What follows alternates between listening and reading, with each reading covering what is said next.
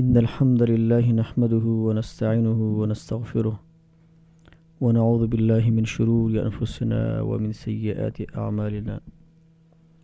من يهده الله فلا مضل له ومن يضلله فلا هادي له، وأشهد أن لا إله إلا الله وأشهد أن محمدا عبده ورسوله.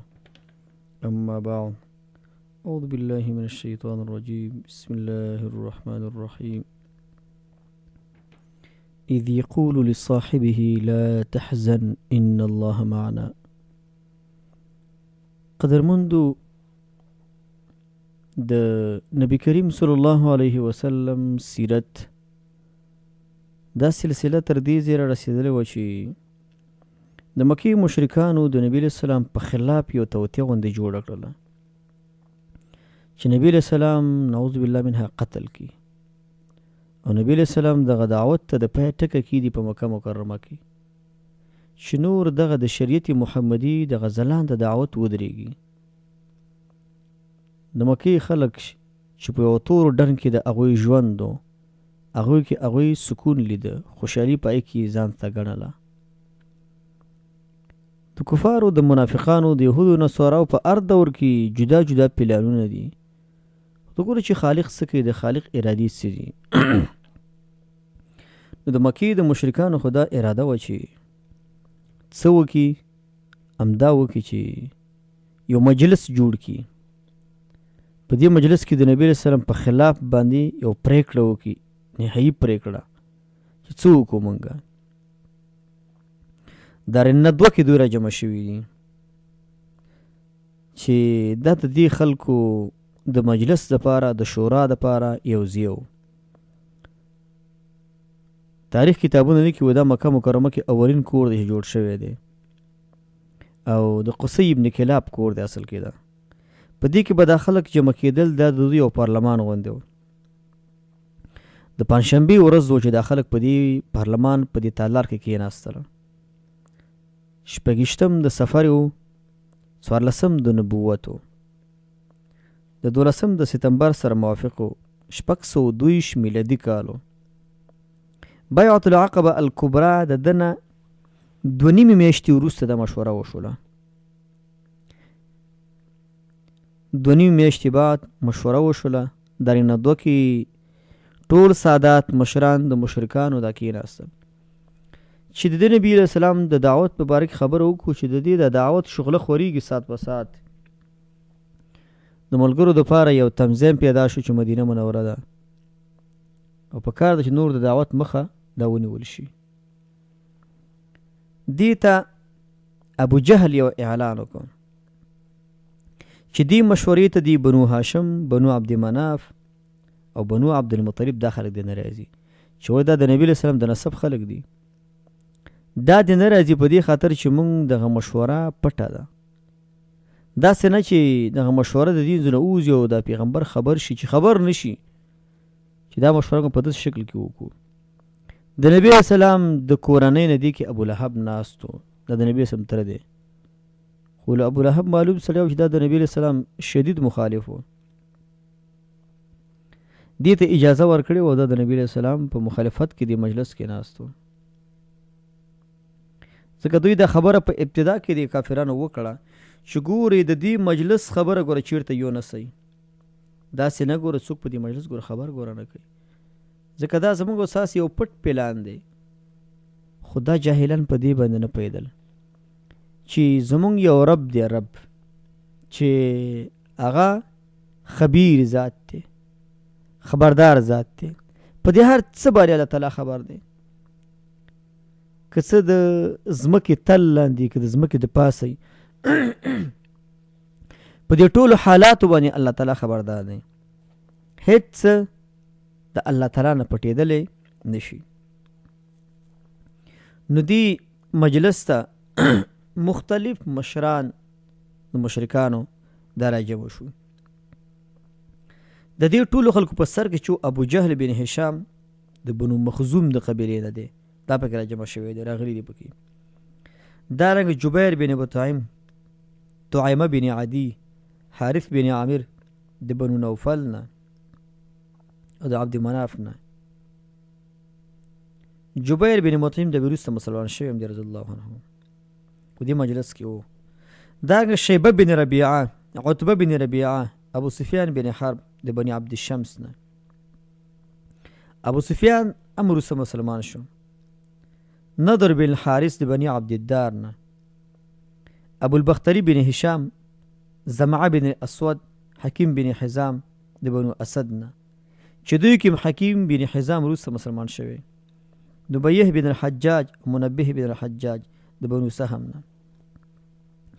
امیه بن خلف د بنو جمح د قبیلې نه. دا لوی لوی خلک جمع شوي د کفر صنادید د نبی علیه السلام په خلاف یو پرېکړه کوي. دا 14 نفرو، په دې 14 نفرو کې 15 یو بل نفر مراغه چې هغه ابلیس و. دا د نجد د قبیلې د یو سپینګیري د یو بوډا په شکل کې راغی، مجلس ته داخل شو. خلکو ورنه پوښتنه وکړې ته څوک یې؟ دی ورته ویل چې زه خبر شویم چې تاسې د دې کس باره کې یو پرېکړه نهایي خبره کوئ. زه غواړم ستاسې نظرونه واورم او کېدای شي زه یو نظر ورکړم. ستاسې مشورې ته راغلی یم، زه ستاسې خیرخوا یم. دا هم راغی او په همدې مجلس کې د 14 مشرکینو سره دا هم کېناسته. د نبی صلی الله علیه وسلم په خلاف باندې دا خلک یو ظالمانه قرارداد کوي، ظالمانه پرېکړه کوي. دا جاهل قوم په دې نه پوهېدل چې نبی علیه السلام سید الاولین والآخرین دی، خاتم النبیین دی، الله تعالی ته په انسانانو کې محبوب انسان دی. دوی د دې باره کې ظالمانه پرېکړه کوي چې دا قتلول غواړي، دا ختمول غواړي او دوی د دې نه خبر نه دي. دوی د نبی علیه السلام په خلاف باندې څه وکړل؟ پرېکړې کولې. سره کېناستل مجلس کې. مجلس په دې باندې شروع شو چې بس یو نظر ورکوو د دې پیغمبر باره کې څه وکړو. ابو الاسود ربیعه بن عمر د بنو عامر بن لؤی نه، دی ویل دا کس چې دی ویل دا په یو اوښ باندې سور کې اوښ باندې او د اوښ همداسې خوشې کوي، یو شړې دشتې بیابان باندې خوشې کوي چې ورځي پکې، چې موږ او تاسې د محبت نه هر څه نه خلاص شو. بوډا سړی چې د شیطان اصل کې دی پکې ویل چې نه دا خو څه نظر نه دی، تاسې نه ګورئ دې سړي دی خوږې ژبې له خوږه لهجه لري، نرمې خبرې کوي. ملګري څنګه کې پیدا کېږي بیا به د باندې غالب شي، دا اوساسي نظر نه دی، دا بیا هم خطر دی لري، خطر در پیدا کوي. دا سړی به ګرځي په عربو کې به ځان ته ملګري پیدا کړي، بیرته په همغه ملګرو بیا تاسې ووایي. دا نو مشوره شوه. دویمه مشوره پکې ابوالبختري بن هشام ورکړه. دی ویل چې دا کس به راونیسو، په یو کوټه کې به واچو، بندي به کړو، په اوسپنو په زنځیرونو به یې وتړو، یا دا چې مرګ پرې راشي لکه کومه چې دا کار به چې پخوا خلکو د شاعرانو سره کوو. د دې کس تړل پکار دي چې ویې تړو، لکه کومه چې کار چې نابغه او ظهیر کوم شاعران چې دغه اوس کوم کارونه شوي دي. شیطان چې د بوډا سپینګیري په شکل ناست دی، هغې ورته ویل چې دا مشوره هم صحیح نه ده. د دې خپلوان شته که نه چې ته کوټه کې چې بنو هاشم شته که نه خلاصوي، ملګري شته نه خلاصوي، دا هم صحیح مشوره نه ده. ابو جهل ویل چې ما سره یو نظر دی، زما نظر دا ده چې د هرې قبیلې نه یو تکړه ځوان راواخلو او دې ځوان ته توره په لاس ورکړو او په دې کس باندې اجتماعي شکل باندې یو ګزار پې وکړو. د چې کومې قوم قبیله د بنو هاشم او خپلوان تر زامن تر بوران هېڅ نشي کولی چې بیا د دې دومره قبیلو سره جنګونه وکړي. هغوی به دې ته ضرور غاړه ږدي چې د دې په مقابل کې به دیت اخلي. سلو خان دیت چې کله اخسته، دیت به راجمع کړو، ورته به ورکړو، دې خزینه به خلاص شو. ابلیس ویل هذا هو الرأي، همدا رأي ده، وی دا زما نظر کې همدا رأي وه. صحیح نظر دا دی چې اجتماعي شکل د تورو یو ګزار په دې کس باندې وکړي چې مقابل کې دشمني هم کوي، چې دشمنان ډېر شي، که دیت اخلي چې دیت ورته راجمع کړو، ورته ورکړو. د دې سره به دا قضیه څنګه شي؟ دا ختمه شي، د دې نه فایده راوځي هغه دا ده چې همیشه دپاره د خو خلکو د نیکو خلکو د دعاتو د مبلغینو د انبیاو د قتلونو ارادې خلکو کړي دي دی باندې تاریخونه قایل دي تاسو ګورئ د موسی علیه السلام د قتل اراده وشوه که نه چې بیا د مصر نه مدین ته لاړه د ابراهیم علیه السلام د قتل اراده نمرود ونه کړه چې اور ته یې واچو د اصحاب کهف اراده یې ونه کړه چې ذات یې بچ کړه دارنګه د اخدود په واقع کې چې قصه د عبدالله بن تامر د امام بخاري شي نقل کړي هلته د قتل اراده نه کړې چې الله ونه بچ کړی دی عبدالله بن سوب مشهور تابعی دی رحمه الله هغه الله تعالی بچ نه کړ چې اور ته یې اچولی دی د ابراهیم علیه السلام په شان ته الله تعالی د هغې نه ایستلی دی نو د خلکو د نیکانو خلکو ارادي د قتلونو خلک کوي خو ګوره یو د خلکو ارادي دي یو د قاتل اراده ده د قاتل اراده ده یو د خالق امر دی د خالق تدبیر دی چې الله څه تدبیر دی د الله څه خوښه ده هغه څه کېږي چې څه الله تعالی وغواړي نو دوی چې کله دا مشوره وکړله او په دې مشوره یې همداسې وویل چې د دې سړي باندې بیګا ته حمله پکار ده ځکه دوی د ورځې مشوره کړې په دارالندوه کې او په امدی ورځ باندې نبی علیه السلام ته الله وحی کړی نبی علیه السلام ته الله وحی کړی ده چې ته به بیګا ته شپه په خپل کور کې نه تیرې هجرت وکړه مدینې ته لاړ شه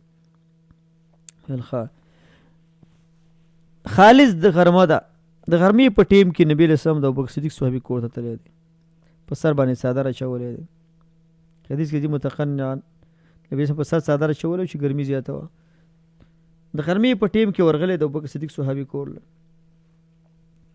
هغې چې په داسې حالت کې نبی اسلام لیدلی هغه هم فکرمند شوی دی چې دا خو به اکثره زمونږ کوله چې راته داسې مازدیګر او سهار کې به راته نن داسې بې وخته راغلی غرمه کې راغلی دی دا چې ورغی کور ته ور داخل شو د هغې په کور کې اسماء او عایشه وه رضی الله عنها اسماء او عایشه دواړه خورګانې دي اسماء به وروسته زبیر ابن عوام په نکاح کې وه عایشه د نبي په نکاح کې وه عایشه یې نبي اسلام ته ورکړې وه کورزنې سره شوې وه ځکه په 11 د نبوت یې ورکړې بیا مدینه کې ورسره واده کړی نبي علیه السلام نبي اسلام ابوبکر ته وایي چې دا خلک وکړه که نه شي زما او ستا د راز خبره ویسي هغه ورته وایي ای د الله رسوله دوی د راز خبره نه وړي دوی د بل چا خبره موږ ته راوړي مهمه خبره لیکن زموږ خبره دوی چا ته نه وړي اخر نه وروسته نبي علیه السلام ورته وایي چې ما ته د الله د خوا نه حکم شوی چې هجرت وکړم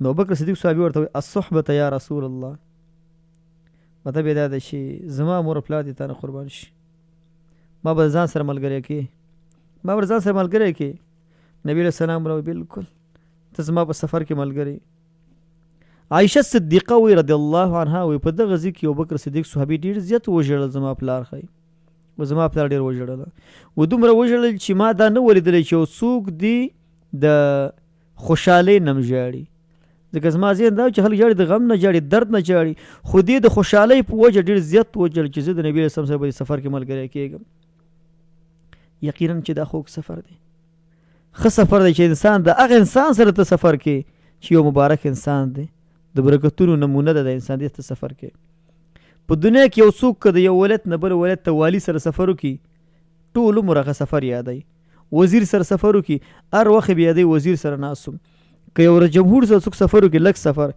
خلک هر وخت بیا یادوي چې زه د پلانکي هېواد د رئیس جمهور سره ناست وم سفر مې ورسره وکړو په تیاره کې په ریلګاډي کې بلانکیزي پورې ټولو هغه افتخار په دې کوي او څوک چې د هغه چا سره سفر وکړي چې دا په انسانیت کې افضل انسان دی معصوم انسان دی د صغایرو د کبایرو نه اوچت درجات الله ورکړي صالح حسن الله تعالی ورته ورکړي یادونې هر وخت کېږي په کلمه کې په اذان کې په هر څه کې دا به څنګه د خوشحالۍ خبر نه وي دا اوچت انسان دی ابوبکر صدیق چې الله تعالی دلته په دې ځای کې ورته دا سفر دا ور نصیب کړ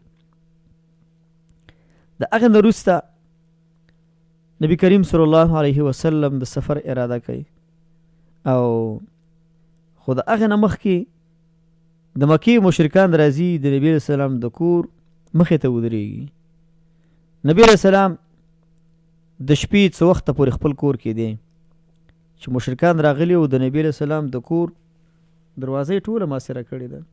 د نبی علیه السلام دروازه کې ولاړ دي. دغه خو ذهن دا چې اوس پې حمله وکړو دا به ختم کړو. حال دا دی چې دې نه خبر نه و چې والله غالب علی امره ولکن اکثر الناس لا یعلمون. الله په خپل کار غالب دی، اکثر خلک نه پوهېږي. مشرکان 11 نفر د شپې له خوا نه انتخاب کړي و د نبي اسلام د کور د دروازې مخکې ولاړو. په دې جاهلان نه پوهېدل د چا د کور مخکې ودرېږئ. تاسې چا پسې راځئ د چا په کور حمله کوئ، دا کس څوک دی، دا شخص څوک دی، دا پیژنئ. ستاسې د لاسونه مات شي، تاسې دا کس پیژنئ. د چا پسې چې تورې اخیستې دي، د چا د وژلو، چا له تکلیف د ورکولو ارادې چې لرئ، دې نه خبره سئ دا څوک دی. دا جاهلان په دې باندې نه پوهېدله. د نبي علیه السلام د کور مخکې 11 نفر د تویو سره ولاړ دی. په دې کې ابو جهل دی، نضر بن حارث دی، امیه بن خلف دی، حکیم بن ابي العاص دی، عقبه بن ابي معيط دی، نبيه بن الحجاج، منبه بن الحجاج، زمعه بن الاسود، طعامه بن عدي، ابي بن خلف، ابو لهب. دا اشخاص د نبی علیه السلام د کور مخکې ولاړ دي، په همدې پلان باندې ولاړ دي. دوی د ماخوستن په ټیم کې د نبی اسلام دروازې مخکې ودرېدل. په همدې وخت کې نبی اسلام په خپل کور کې دی. نبی اسلام په کور کې دی او تر اوسه دې وخته پورې لا وتلی نه و، ځکه نبی اسلام د الله د امر انتظار کوي چې کله ماته به الله تعالی امر کوي زه به هغه وخت وځم. هلته سوال پیدا کېږي چې دلته دا خلک د نبی اسلام د کور مخې ته ودرېږي او محاصره یې کوي، ولې نبی اسلام دوی په میداني پې ګزار ولې نه کوي؟ دوی خو روزانه ګوري چې نبی اسلام حرم ته ځي، منځونه کوي، عبادات کوي، ولې ولا څه نه وایي؟ یو خو دا ده چې که دوی چورته میداني یا سمدس حمله پې وکړي نو په دې کې به دا خلک خبر شي، بل دا خلک به ونه خلاص کړي، ځکه پې میداني حمله نه کوي. دویمه وجه دا وایي، ځینې علما دا وایي چې یو ځل دوی د نبي اسلام د کور په دیوالونو ور وختله او د یو ګاونډي په کور اوله وختي وو. د ګاونډي نه زنانه ورته ویل چې څه کوئ تاسې؟ د هغې ځینې دوی خپلو کې ویل چې راځئ د بې غیرتو خلکو کار دی، راځئ په کور نه ورجګېږو. نو همدې باندې پلان جنګو چې په کور نه ورجګېږو او دغسې دروازه کې ورته کښېنو چې راووځي. ابو جهل چې ډېر جاهل انسان و، متکبر انسان و، دی په دغه وخت کې د نبي اسلام د کور دروازه کې ولاړ دی او خلکو له وایي چې وایي دا خو دا خبره کوي که په الله ایمان راوړي دنیا هم ښایسته شي او آخرت هم ښایسته شي، د عجمو د عربو حکومت مشري بادشاهي دا به الله تعالی درکړي او آخرت کې به د اردن په شان باغونه درکړي او که ایمان هم را نه وړه زه هم ذبحه کړم آخرت کې به هم اور ته نه باسم. مطلب دا د ابو جهل جاهل خو مقصد دا و العیاذ بالله چې د نبي اسلام په خبرو کې دروغ وایي. حال دی چې نبي اسلام خبره هم دغسې وي، نبي اسلام خبره حق او په خپل ځای باندې. ځکه نبي علیه السلام د خندق په غزا کې صحابه کرام وایي که د الله رسوله دلته یو تیږه پیدا شوې ډېره کلکه ده، دا راشه ده ووه. نبي علیه السلام یو پلک راواغسته چې ګزار یې ورته ورکړه. نبي علیه السلام وایي چې فارس او روم دا فتح شو. منافقان خپله کوي چې موږ د ولږې نه مړ شو، دا وایي چې فارس او روم فتح شو. څه چې نبي علیه السلام کوي هماغه څه وروسته شوي دا کومې خبرې چې خو نبي علیه السلام راوکاږي. ځکه د نبي علیه السلام خبره منل پکار دي. ضد او عناد حسد دې کومه فایده دا نشته دي.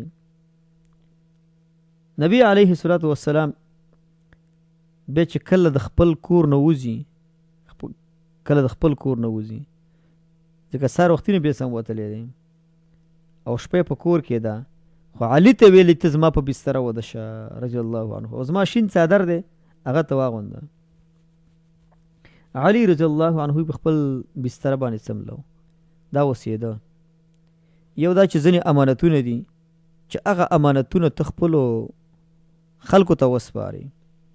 حدیث کې راځي لا ایمان لمن لا امانت له ولا دین لمن لا عهد له. دغه چا ایمان نشته څوک چې د امانت حفاظت نه کوي.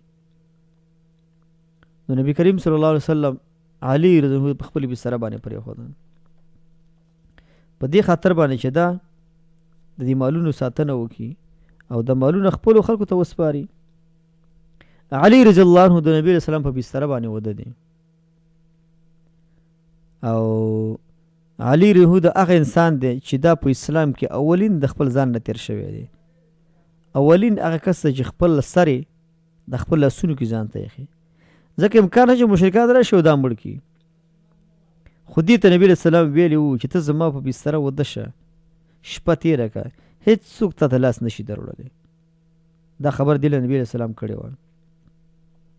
ټول مشرکان ولاړ دي د نبي علیه السلام دروازې په مخامخ. نبی علیه السلام راووت او د سورة یاسین دا آیات یې ولوست: وجعلنا من بین ایدیهم سدا ومن خلفهم سدا فاغشیناهم فهم لا یبصرون.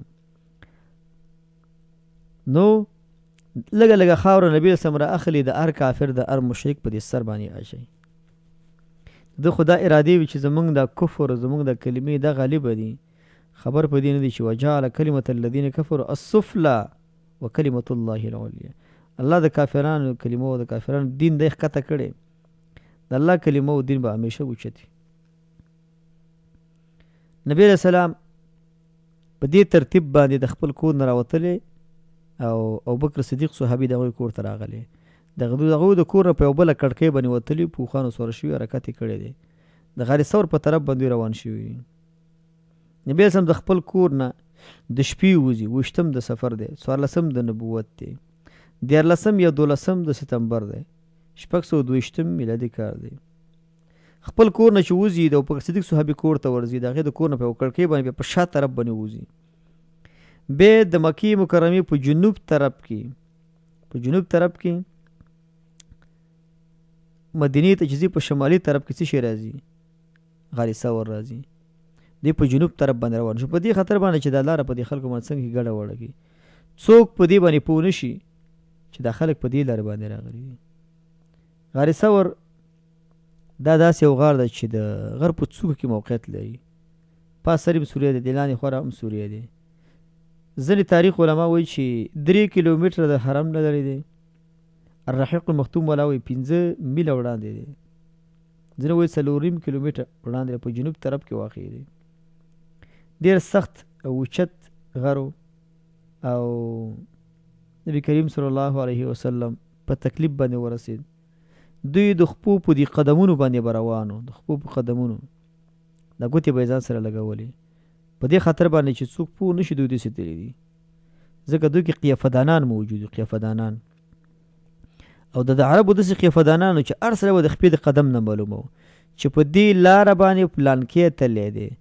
حتی عربو کې ځینې قیافدانان داسې وو چې په لاره به زنانه تلې وه او د زنانه د خپو قدم ته به یې ولیدل، د هغې قدم نه به یې دا هم معلوموله چې دا زنانه واده شوې ده او که نه ده واده شوې. قیافدانۍ کې دا خلک چې دا ډېر مشهور وو. نو علي رضی الله عنه د نبي علیه السلام په هغه بستره باندې پروت دی او دوی چې راغلي دي اول یې د همدې نه پوښتنه کړې ده. پوښتنه یې ترې کړې ځکه نبي علیه السلام ساحې نه ووته، دروازې یې ووهله چې ګوري بستره کې د دروازو چاودونو کې ښکاره شي بستره کې څوک پروت دی. کور ته راغلی ورپسې علي رضی الله ووه د سر د اختانو نه یې کش که حرم ته یې ویوړل، څه وخت پورې ورسره و بیا خوشي کړه چې کوم جیل و په دغو خلکو په جیل کې یې واچو بیا خوشي کړ. بیا د هغې نه وروسته دوی مختلف قیافدانان روان کړي دي او قیافدانان یې ولېږل، اسونو باندې خلک ولېږل، پیاده یې ولېږل، لوښانو باندې ولېږل، 100 لوښان جایزه یې وټاکله. دا ټول پلان د خلکو د همدې پسې و چې تاسې لاړ شئ او دا کس ونیسئ چې دا کس اوس محاصره شي. د هغې نه وروسته د مکې مشرکان چې کوم دي دوی بیا تللي دي، ابوبکر صدیق کور ته ورغلي دي. هلته هم د هغو نه پوښتنه کړې ده. اسما بنت ابي بکر رضی الله عنها دې نه پوښتنه کړې چې پلاره څه شو؟ دې ته ماته معلومات نشته دي. ابو جهل په یو کلکه څپېړه باندې ووهله، غوږوالۍ په غوږونو کې غم ترې ولیدلې. ځینې روایتونو کې راځي دومره سخته یې ووهله چې شاته وغورځېده، بېهوشه شوله. خو د دوی نه نبي علیه السلام وتلی و. دوی همالته د کور مخکې لا ولاړ چې بل کس پرې راغلی، په دوی باندې لمر هم راختلی و، ځکه دوی د شپې د خوا نه ولاړو. نبي علیه السلام وخته تللی و، سهار وختي تللی و. و څنګه ولاړستی؟ و دې کس ته ولاړ، دا کس موږ وجنو. یا خو ووته، ما پلانکیزې کې ولیدی چې هغه روان دی. نو بیا دوی د نبي علیه السلام د پیدا کولو په خاطر باندې څه خلک په اسونو ولېږل، څه خلک پیاده ولېږل، څه قیافدانان ولېږل چې د قدمونو د نښو نه خلک وپېژني.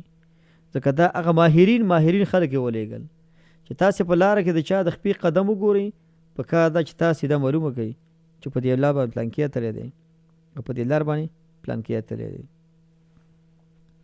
نبی کریم صلی الله علیه وسلم زی غار ثور کې څه شپې تېروي او په غار ثور کې څه وخت څه شپې تېرې کړلې 3 شپې. د عمر زه دا خبره نقل ده هغې به دا ویل چې کشکې ابوبکر صدیق رضی الله عنه د دې خپل ژوند د یوې ورځې او یوې شپې اعمال ماته راکړی وي. د یو ورځ کومه ورځ د نبي اسلام د وفات ورځ به ښودله او شپه به د غار ثور شپه ښودله کشکې چې دی ماته راکړی وي. ځکه نبي علیه السلام سره یې 3 شپې دلته کړي دي او قرآن کریم یادونه هم کوي اذ یقول لصاحبه کله چې ویل خپل ملګري ته کله چې خپل ملګري ته ویل چې لا تحزن. د دې وجه نه د ابوبکر صدیق صحابیت چې دی دا په قرآن کریم باندې ثابت دی. دلته ځینې تاریخي واقعات دي او ځینې هغه واقعات دي چې د احادیثو کتابونو کې نقل دي. غار ثور کې دوی ناست دي سیرت کتابونه معلومیږي چې غڼه راغلې خپل جال خور کړي کوتره راغلې هغې عمل ته خپله جاله جوړه کړې ده.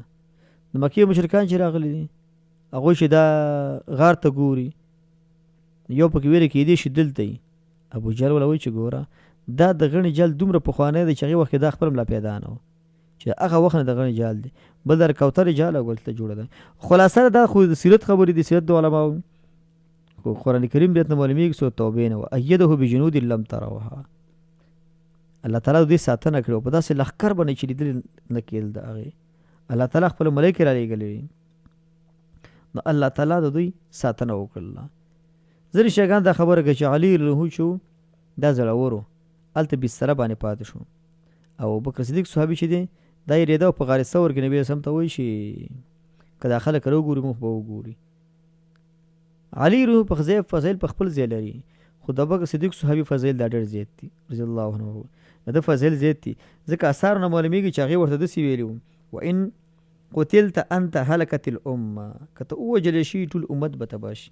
هر چې زه یم زه خو یو عادي انسان یم زما په وژلو کې دومره څه نشته دی بلکې دا د جرأت دی ځکه دا چې کله غار ته خیږي نو نبي علیه السلام چې دی ابوبکر ته ورپشا کېږي.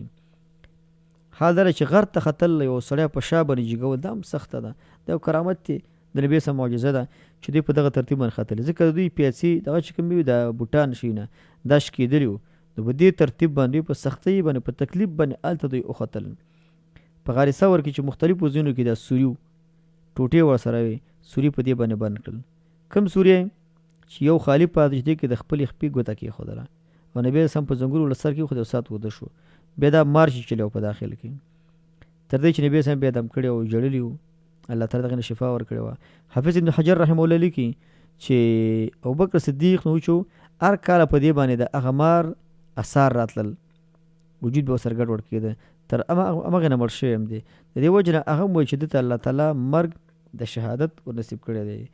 د نبي اسلام د هجرت سره چې کوم فواید ضروري دي مناسب دي ورسره په دې باندې انشاءالله راتلونکي درس کې انشاءالله خبره وکړو چې کوم هغه فواید دي چې د نبي اسلام د هجرت کولو سره لګېږي چې هغه فایدې د سیرت د عالم نه د ذکر کوو. وصلی الله تعالی علی خیر خلقه محمد و آله وصحبه اجمعین.